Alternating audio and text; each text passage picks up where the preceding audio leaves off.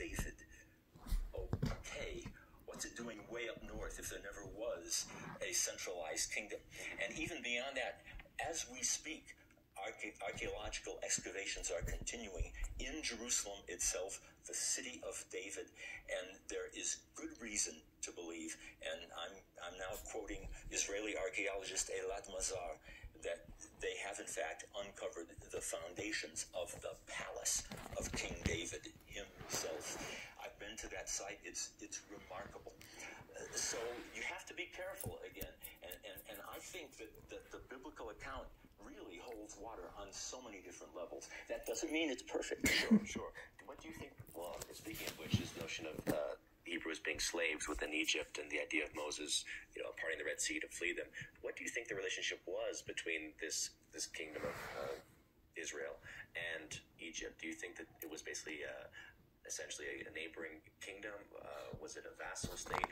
Do you think that Moses, what I'm asking essentially, was Moses part of perhaps a pharaoh or the pharaonic family that basically relocated certain people north and to establish this new kingdom? Oh, well, there's all kinds of controversy about the biblical Exodus as well. And for generations, in fact, the Bible has lost a lot of credibility because it's very difficult to find any archaeology to substantiate that Israelites were ever in Egypt to begin with, much less that they made a great exodus, or that a generation later, under a conqueror named Joshua, they came into this promised land and took it. Where's the evidence of this? We have evidence of a few cities destroyed here and there, like Hatzor in northern Galilee. Terrific destruction, incredible fire. But if you're looking at the same period in time, you're looking for a city like Jericho that should have been destroyed about the same time, and it wasn't. It wasn't. Its destruction, if it were destroyed, had to have been much earlier, even a couple of centuries earlier. So there's holes all through it.